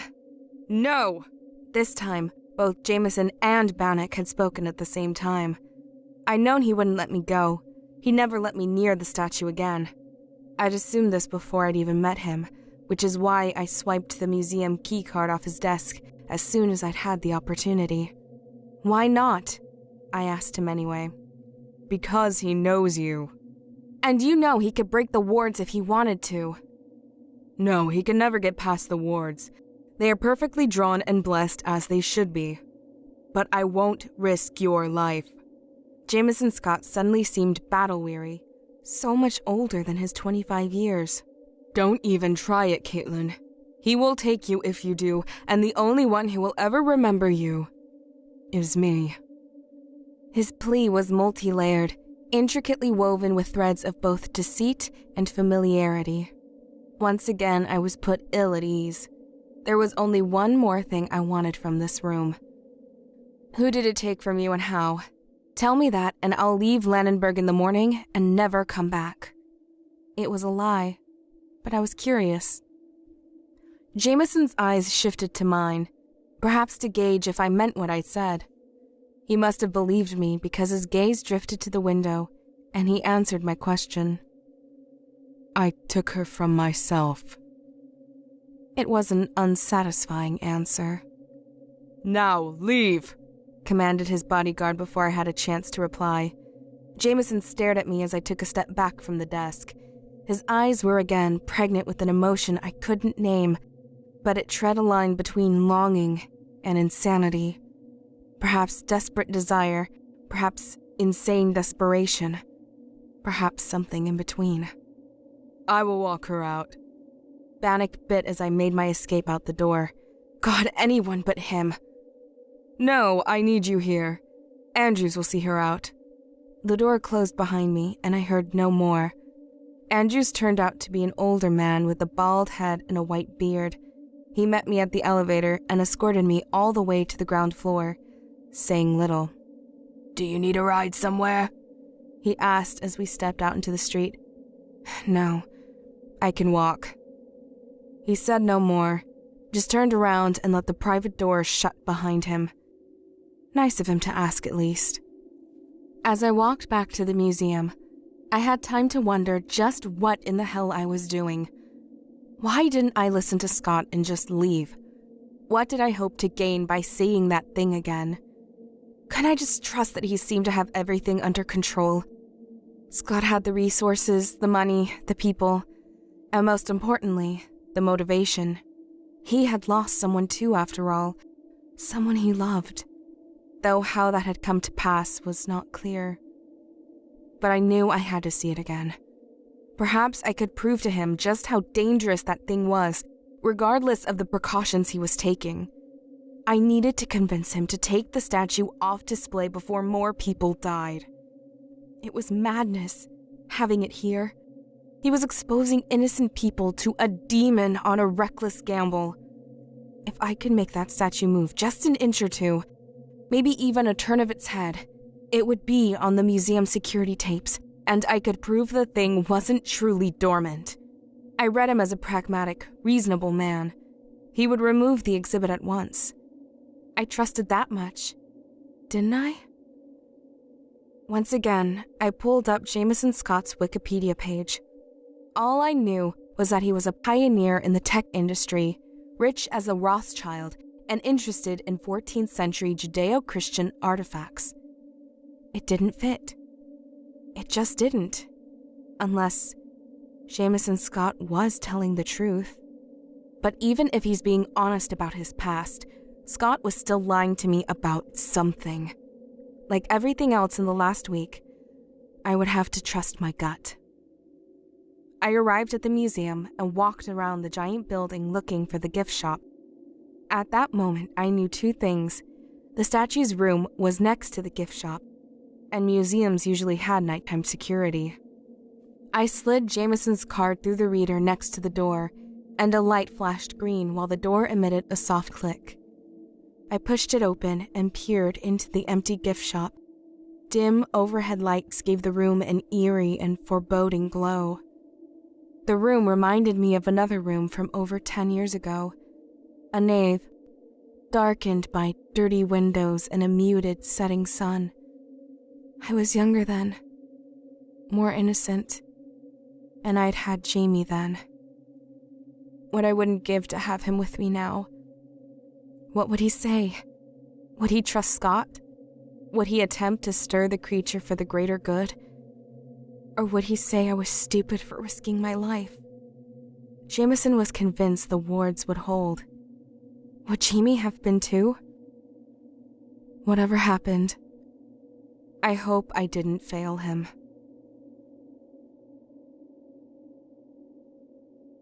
Part 3. Death of Deepwood. I padded quietly through the dimly lit gift shop. pulling the straps of my backpack tighter over my shoulders like a security blanket. When I reached the opposite door, I leaned my head against it and tried to calm my rapidly beating heart. Taking several deep breaths, I slid Scott's key card through the blinking card reader and was rewarded with a green flash and another soft click. Creature was right where I'd left it, as still as the statue it was pretending to be. I took my time wandering around the room, my eyes never leaving Jameson Scott's prize exhibit. If the demon was as satisfied and successfully warded as Scott bragged it was, then the creature either wouldn't notice or wouldn't care about my presence. I was starting to hope he was right. When I finally came around to face the statue, I approached it slowly and unbuckled the velvet rope with a shaky hand. I was so close to it now that all I could see when I looked up was the underside of its gigantic head. I suddenly wondered if years of schooling would help me read the words inscribed on the statue's stone platform. I bent down and started to pull up the velvet covering when I heard a quiet scrape above me, like stone on stone. It was a sound I'd heard before, and the soundtrack of my nightmares. So I had been right all along. The statue wasn't dormant. It was a hollow victory. I dropped the velvet and backed away from the statue, trying to determine what had moved. Nothing had changed to my naked eye, but I know what I heard. Bumping against the back wall, I decided to play a wild card. I needed it to move perceptibly if I wanted proof that that thing was still dangerous. I turned away from the demon and faced the wall, using an arm to brace myself. I couldn't believe I was doing this. I pushed my chips all in. "Do you really think I'm scared of you? After all these years?" I asked quietly, my voice echoing around the room like a gunshot. "You're just a piece of rock now, harmless to me." I held my breath and waited. Nothing. Feeling both disappointed and relieved, I sighed and turned around, dropping the keycard as well as my jaw. Though it hadn't made a sound, the statue was now not only facing me, but leaning out as far off its stone platform as it could. Its mouth was open and, almost imperceptibly, growing wider by the second. "You can't leave your platform," I breathed, as much to myself as the creature. My whole body was shaking, and I was quietly backing up, slowly to the door. I'd gotten what I'd come for. Now it was time to leave. It happened in the breath of a second. There was a sudden crack as the demon's tail whipped through the air behind it from one side to the other, as though it were not made of stone, but of flesh and blood. The glass encasing it on either side shattered, the makeshift wall behind split in two, and the velvet ropes came crashing down. One of the poles sent a sigil flying across the room. I screamed like I'd never screamed before, as the creature's neck seemed to stretch across the room toward me, one of its wards no longer effective. I turned my back on it and ran for the door, realizing too late that the keycard now lay under a heap of rubble. I reached the double doors and tried to jerk them open, hoping they weren't locked from the other side. They were. The creature was once again still as stone, everything but its eyes, which followed my every move, hungrily. I beat on the door, yelling for security and wondering if I was doomed, and which thought would be my last. In my hysterical panic, I suddenly remembered how I escaped this fate 13 years before. I stumbled back from the doors as much as I dared and ran at them, shoulder first. They moved, creaked even, but ultimately laughed at my efforts. These were no rotten, decaying church doors. Crazed with fear, I backed up to try again, and this time, just as my shoulder reached the door, it opened from the other side, and I went spilling over on top of something hard. Or someone. He rolled over, and I passively registered that I landed on an enraged Bannock. He was standing and pulling me up by the strap of my backpack before the door had even closed behind us. Bannock struggled to say something, trying several times, but was too angry for words. I didn't care. I threw my arms around him, just happy to be on the other side of the door. He didn't hug me back, just froze stiff and waited for me to get off of him. When I finally pulled back, I pulled my hood down and looked him full in the face. He wore a decidedly guarded look. "Did you see what it did?" I asked, pushing hair back from my face. "That thing is not dormant at all. Tell your boss that, and it needs to be moved. Tonight, if possible." In lieu of a response, Bannock grabbed my arm and headed toward the lobby. Since it was away from the exhibit room, I didn't care. He could take me to jail if he wanted, as long as Jameson Scott heard what happened here. I'd made my point to him and lived to tell the tale. Or had I? I suddenly wondered. Honestly, if I'd learned anything in that room, it had been that the creature hadn't forgotten me. The girl that got away. My life was a black mark on its record, an insult, and I had gone into its lair and challenged. What did I think was going to happen? Of one thing I was abruptly certain. It wouldn't stop until it had my life. The creature would burn through 100 cities, perhaps 1,000, to claim me. It had told me all of this somehow, hadn't it? I suddenly realized my mistake. The creature had been dormant when I arrived in Lannenberg, as had been dormant 13 years before in Deepwood. And once again, I had awoken it from a harmless slumber. How many people would pay the price this time? How many people had to die before the end? Finally understanding the true cost of my arrogance, I let out a muffled cry and faltered, wondering with revulsion if perhaps I should go back and face my fate. "Wait," I coughed, trying to pry the guard's fingers from my arm.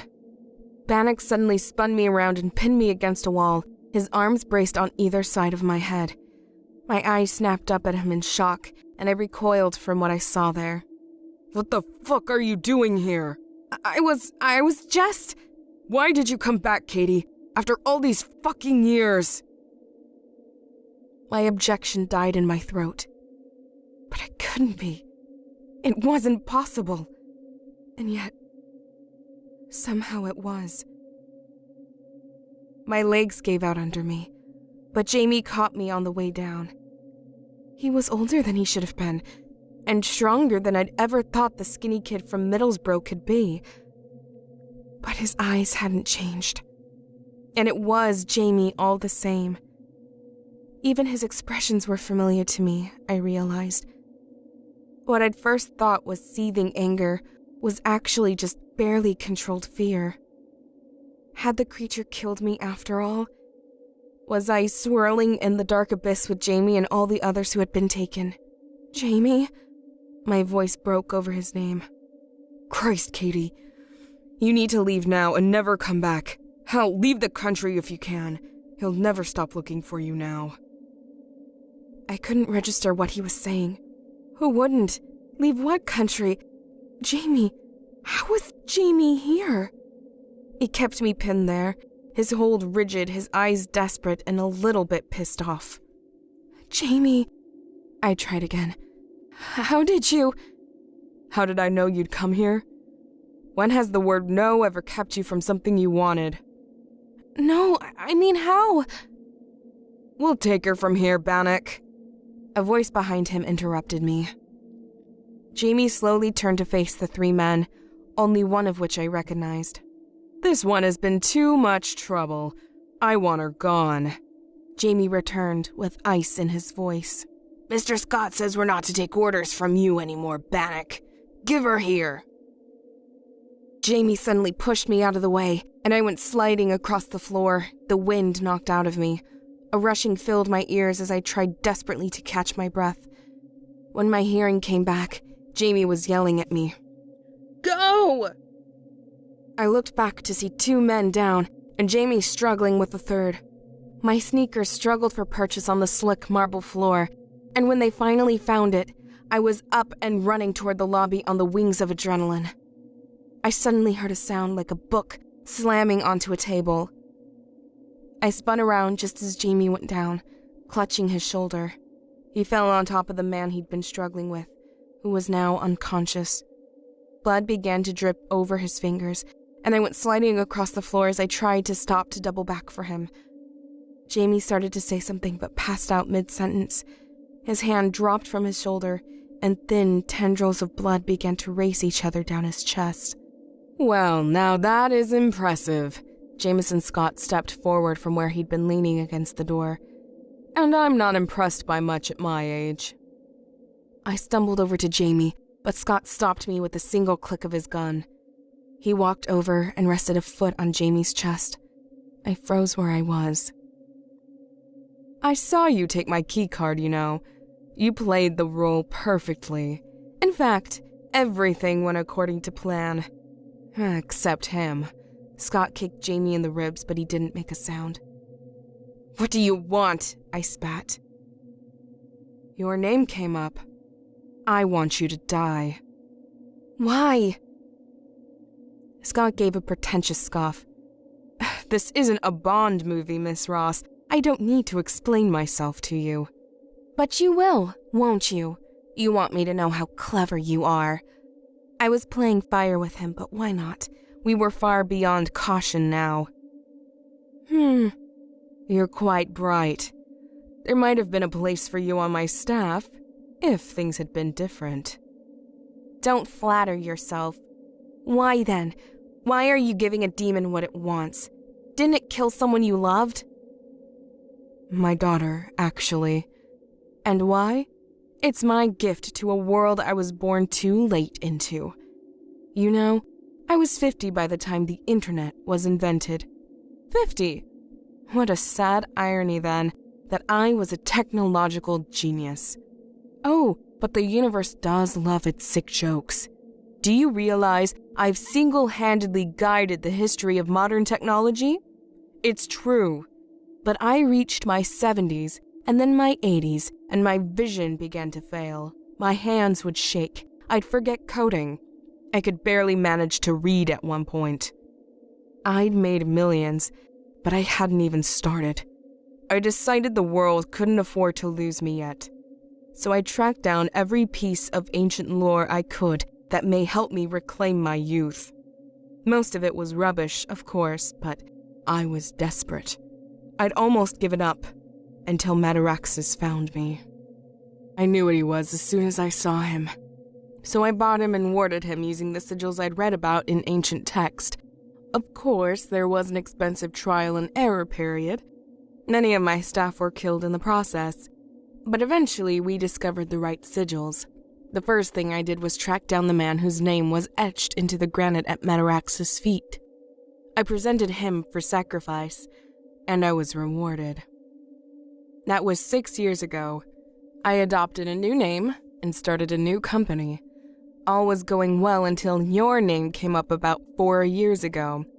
It really stumped me because Mataraxis only desires those who are connected to him somehow.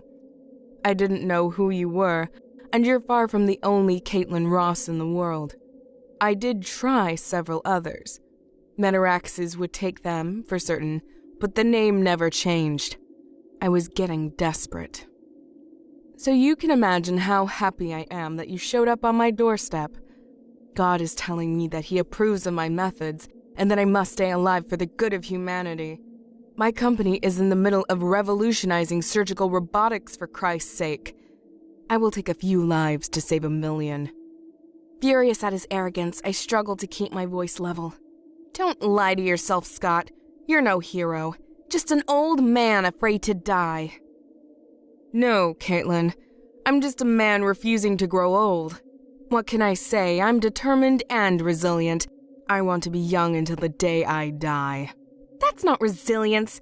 That's vanity. Vanity is what you're buying with my life. There's always a price for social change, Miss Ross. And today, the cost is you. Oh, but you look upset. Don't be afraid of death, my dear. Not for such a worthy cause. I'm not afraid of death, and I don't care about your diabolical plan. I just want you to get to the goddamn point. Jamie's breathing was growing shallow, and my voice dripped with animosity. As you wish. Scott nodded at something behind me, and then there was darkness. When I woke, I was lying on a cold marble floor, my brown mess of hair fanned out underneath me, stiff with dried blood and my wrists bound. I sat up slowly and tried to brush the hair out of my eyes. I knew where I was. There was no point in turning around to see it, but I did anyway. It wasn't the fact that my name was engraved at the base of the statue that velvet cloth had covered. It wasn't the wards which had moved from the demon's feet to the doors and walls of the room. It wasn't even the fact that the demon's head was turned as to be looking directly down at me. No. What terrified me most in that room was the man leaning against the wall, hands bound behind his back, as condemned to death as I was. The blood on his chest had dried, and he was awake, his eyes only partly open, watching me with an unreadable expression. "You look like shit, Jamie," I said matter-of-factly, as I pulled myself up to lean against the base of the statue, the only thing nearby.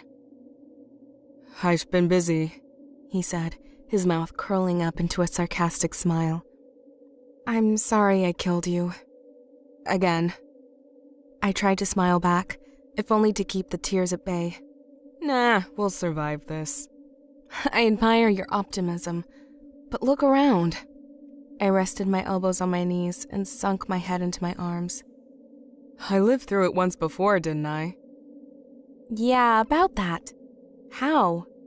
"About a week after you left, things started disappearing around town. People, businesses, even roads. No one remembered them but me. Then one day I woke up in an empty house. My dad and my brother were gone, so I fled to the only place I knew was safe." "The damned church." Jamie shrugged. "I figured it was the one place the demon would never go.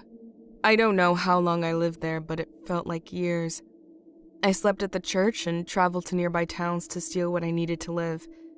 And then, one day, the towns were gone. All of them." As he spoke, I watched him, memorizing every detail of his face. Even when I was nothing, I hoped something was left of me. A little piece that would remember him. So I decided to find the thing. My dad was gone, my mom didn't remember me, and the only person who knew who I was lived 1,000 miles away. So I went from town to town until I found it. It was just there, standing in the center of town. Nobody even thought it was weird. I was a pro at drawing sigils by then since I'd spent so much time at Deepwood, and sigils have to be perfect to work, so I tried to ward it. It would take a little while, but the statue always managed to break them. I'd find it a little further from its base every night. People didn't seem to notice the statue had moved. What they did notice, however, was some kid loitering around their town. Since I looked older, and the town was getting wary of me anyway, I joined the local police force and spent my nights on patrol downtown, keeping an eye on the thing, reapplying sigils. Occasionally I would wake up outside and I'd know my words had finally failed. And then I'd have to track it to a new town and start all over. "Why didn't it just kill you?" I asked myself that until a few years ago when your name came up. I think it needed me to find you. Ironically, in the end, it didn't need me at all. You came anyway. I thought about that, and wondered for the first time if I actually had come back to prove myself sane. Had I really intended to kill it? Or prove I'd been right? Or had it actually been about Jamie all along? It took a long time, and a lot of towns, he continued. But I finally figured out what I was doing wrong. A sigil will slow it down, but in order to stop it, the ward needs to be blessed. And not just by anyone. By the second son of a Roman Catholic, preferably from Assisi, Italy, or at least near the region. Don't ask me how I figured that out. So what happened to your second son from Assisi, Italy? He disappeared. Shit. I pushed my hair back again with my bound wrists. Yeah, by that point I was a sheriff and I'd been a city over. I came back to town to find my exit missing. The statue was gone. And that's when Jameson Scott got a hold of it. And that's why you were protecting him? You think I was protecting him? No, he was transparent about his intentions from the start. I applied to be on his detail but was denied. No name, no experience. I only got on because I was able to take out all his bodyguards in a sort of hand-to-hand combat trial. Guess all those trips through the police academy finally paid off. Agreed. How does Jameson Scott know more about the statue than we do? Because he had almost 80 people on his staff who did nothing but travel every corner of the globe looking for any scrap of information on Metaraxis. We aren't the first ones to live to tell the tale, just the first to stick around. I did all I could to keep people away from that thing. A name would be engraved on it one day, and a new name the next. It took me a long time to figure out what he was doing. And by then, your name had come up. He's become obsessed with you, and I damn sure wasn't going to let him find you. Well, that explains why you were mad when you saw me. Mad? Katie, I've never been more terrified in my life. I spent years leading him down false paths, only to have you present yourself like a lamb for slaughter. I'm sorry, Jamie. I wasted all your fucking time. You spent 13 years trying to protect me, and I spent all that time trying to forget you. Well, it's no less than I wanted for you, to forget about this place, and me. I heard the familiar stone-on-stone sound from above me. Is there any chance of reasoning with him? Your boss, I mean? Not likely. His voice was dark. He fed his own daughter to that thing. He what? For the greater good, he said. Oh God, Jamie, I don't want to die. I don't want you to die. You're not going to die here. Not today. I ignored his optimism. Why do you think it hasn't killed us yet? Jamie sighed. It's trying. Scott kept a close watch over his demon, but I managed to get one thing by him. That statue is sitting on a sigil the size of a Mini Cooper. It's not blessed, but it's big. You're a brilliant bastard, James Karras. Well, I've sure had a lot of time. I heard a clicking sound, and Jamie stood up, tossing a now worthless pair of handcuffs on the floor. He walked over and stood me up, using whatever tool he picked his own cuffs with to free me.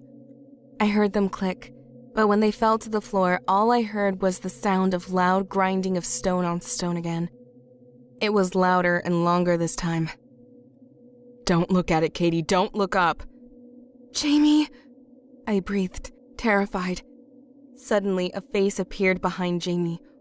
But this time, I wasn't hypnotized by it. Jamie saw the colored train from my face and grabbed me. Follow me, now! He yelled, pushed me in front of him to the gift shop door. I heard more movement from behind us and turned around while Jamie typed a long sequence of numbers into the card reader keypad. The creature had turned its head, and it was watching me. It was alive as it had ever been. The statue took a step off its platform, which shook the museum floor. Its movements were silent, yet fluid and flexible, like a cartoon on mute. Jamie? Working on it. Suddenly, the keypad flashed green and the door clicked open. Jamie drew a black marker out of his pocket and drew a long line down the middle of the sigil, negating it. What are you doing? Just trust me. Jamie pushed me out the door. We slammed it behind us and tore across the gift shop to the exit. The door was locked. I turned around to tell Jamie as much, but he was already hurling a table through the window. It shattered, just as I saw the door on the other side of the room begin to bend as it was pushed in from the other side. How did you unlock that door? I asked as we ran across the parking lot.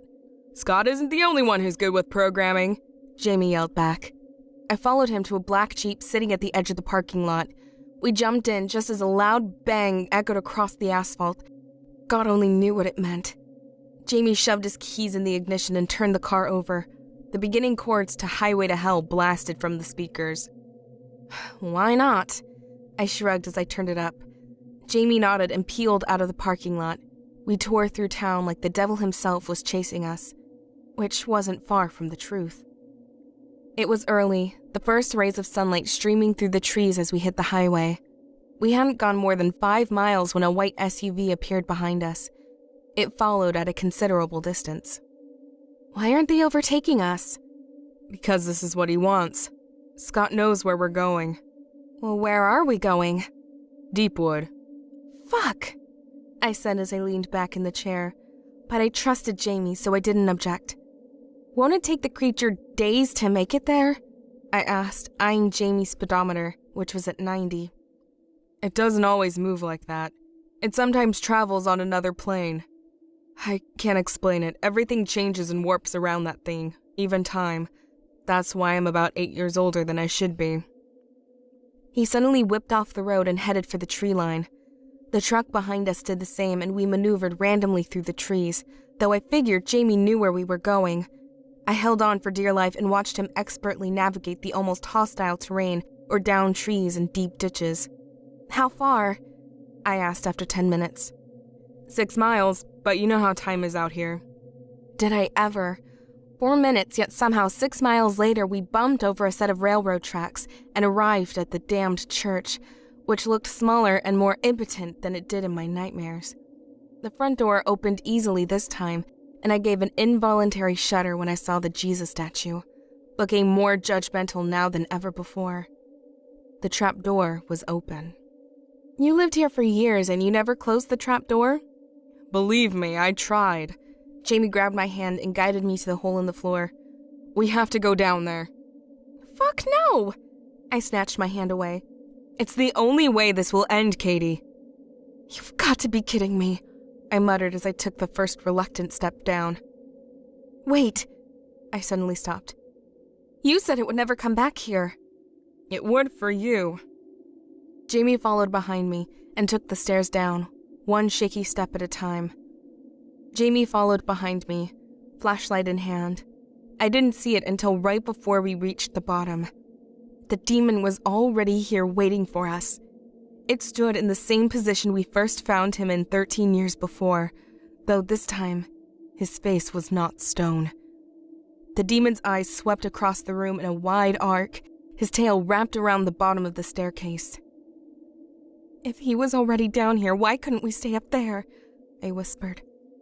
He wasn't. There were no wards to protect us now.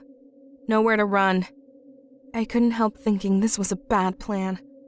Well, he's here now, so let's go. We can't, Katie. If we leave now, he will too. Well, then what's your plan, Jamie? Jamie said nothing, just stared at the demon, who was now staring back at him.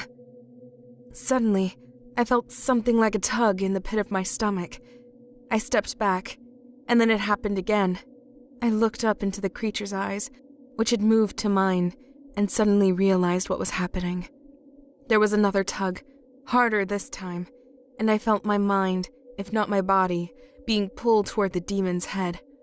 A long black tongue jutted out to welcome me, and the creature's mouth began to widen. So this was it. The nothingness. The demon's mouth was so wide I could have simply walked into it, if I had a body. The blackness started to close in on all sides, creating a sort of tunnel vision, and then, in a violent jolt, I was snapped back into my body, a perfect sigil drawn on my chest in black marker. The creature screamed, an ear-splitting sound, and Jamie flung me over his shoulder before I even re-established my bearings. We were to the top of the staircase in under a minute, the demon still emitting a deafening wail. I'm sorry, he yelled. I was sure it would come for me first. We burst into the nave, and Jamie, seeing our company before I did, pushed me across the altar toward the crucifixion, which I took out as I fell. I scrambled back, kicking it away from me as I did. By the time I looked up, Jameson Scott was standing in front of the trap door, a gun to Jamie's head. His men hung back but looked eager to get involved at a word from their boss. Get back down there, Miss Ross. Fuck you. My last word was drowned out by a loud cracking sound that echoed through the little church as the spiral staircase came crashing down below. Katie, don't! Jamie caught a knee to the ribs, some of which I was pretty sure were already broken. I scrambled back further. There's no staircase now. There's no way to get down there. Oh, sure there is, Scott sneered. His hired men laughed. You're going to die either way. At least this way, you'll save his life. Metaraxis is trapped down there for the time being, so it's to the cellar you must go. Perhaps you shouldn't have injured him by breaking his bond mid-feed. Katie, Jamie growled, don't be fucking stupid, just run! Fuck no, Jamie. I didn't leave you in this place then, and I won't now. It was time to pay my dues. I stood up to walk to the edge of the trapdoor. Perhaps, if fate was kind, I would die when I hit the floor 30 feet below. I looked up at Jamie, intending my last words to be for him. I knew the moment he realized that intent. Jamie jerked his body forward and threw himself and Scott into the dark hole between us. No! I screamed as Scott's men scattered out the door. I skid over to the side of the hole, tripping over the smaller statue on the way. I'm here, came a pained groan from Jamie, who was just barely clutching onto the side. Thanking every deity I knew of, I pulled him out of the hole and back into the nave. His wound was bleeding fresh blood, and I knew we didn't have much time. I laid him on his back, and he started to slip into unconsciousness, applying pressure to his shoulder. A moan came from the trapdoor beside us. Help me, please! I'm hurt! So Scott had survived the fall. I grimaced and pulled myself over to the edge to peer into the darkness below. I could see nothing, but the creature was no longer screaming. My blood began to boil as I let Jameson Scott wail away his swan song. Please, it's staring at me! I can feel it! Please name your price, I'll pay it, just save me! I laughed. Oh now, why would I do that, Mr. Scott? This is what you wanted after all. You get to be young until the day you die. Suddenly the trapdoor slammed shut, Jamie standing over it, as the entire building began to shake. The edges around the door grew bright, like molten metal, before darkening like a blown-out flame. Will it hold? I yelled to Jamie over the increasingly loud earthquake. Is it blessed? Some say by God himself. I'd say that counts, I said to myself as I tried to stand up on the violently shaking floor. Jamie hoisted me up next to him and ran for the door as a bit of ceiling began to cave in. The door to the church swung open of its own volition before we got there and slammed shut behind us. The church came down in a bud of dust and splintered wood.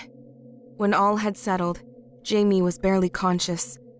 I walked him to the car and pushed him into the passenger seat. He was out before I'd shut the door. I took one last look at the pile of rubble before climbing into the driver's seat and starting the car.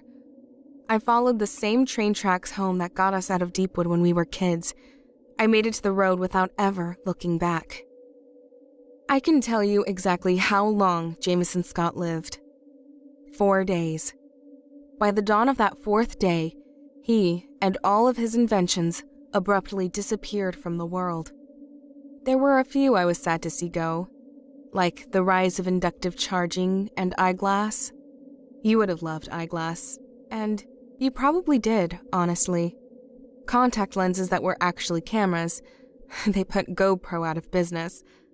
I could never afford it, but you may have had one. I miss those YouTube videos. Jamie spent a month recovering from his gunshot wound. After he was released from the hospital, we spent a few weeks weighing our options. In the end, we decided to hunt down people like Jameson and the powers they wielded. You don't know about them, and if we have our way, you never will. Due to Jamie's time with Scott, we have some good leads. We have a lot of blood on our hands to atone for, and a lifetime to do it in. Deepwood is dead.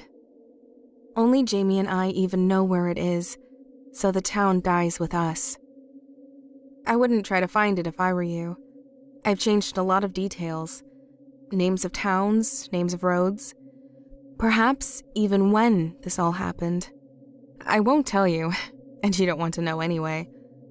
Somewhere, out in a 100-mile sea of trees and dirt, lies the demon's door. It's still there, under a pile of rotting detritus that used to be a small church. The door may be found again someday. It may even be opened. But one thing is for damn sure. It sure as hell won't be because of me.